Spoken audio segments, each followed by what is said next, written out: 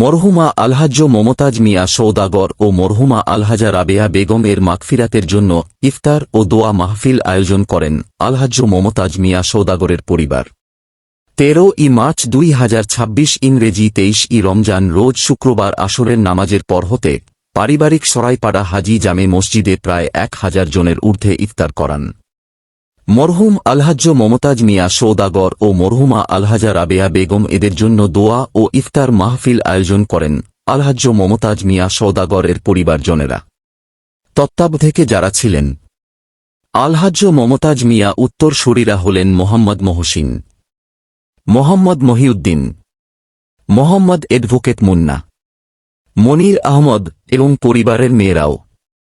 পরিশেষে মরহুম মমতাজ সওদাগরের পরিবারের ও সকল আত্মীয় স্বজনের জন্য দোয়া প্রার্থনা করেন।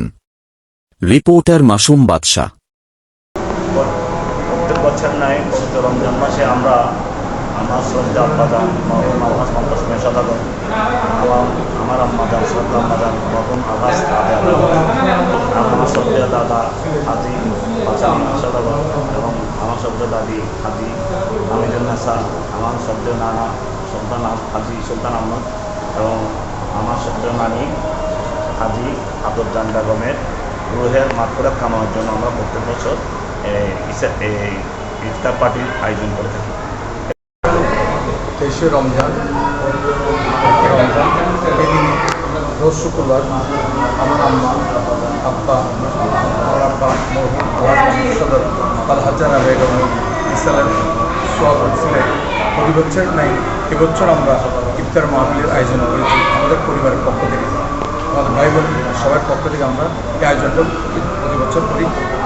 তাহলে আমরা এই প্রতি বছর এই আয়োজনটা আমরা বিশালভাবে করি, কারণ এখানে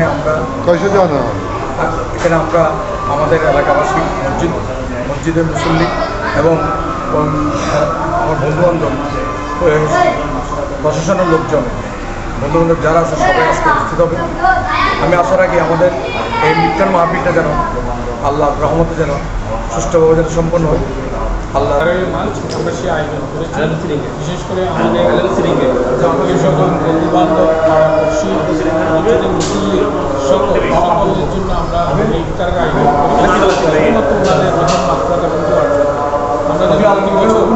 এভাবে এই আয়োজন আমাদের সবাইকে প্রদান করতে পারি, আমরা সবাই আমাদের যত মুরব্বী কোনো আসি হয়েছে ওনাদের রুহের মাত্রার যদি কামনা হয় সেই উদ্দেশ্য আমাদের সফল হয়। এখন নাজাতের শেষ 10 দিন চলছে এবং লাইলাতুল কদর সাথে সাথে চলছে। আল্লাহ যেন আমাদেরকে লাইলাতুল কদর এবং নাজাত আমরান জানায় এবং সকল ইবাদত আমাদের জন্য কবুল হয় সেই দোয়া করি। আগের নেই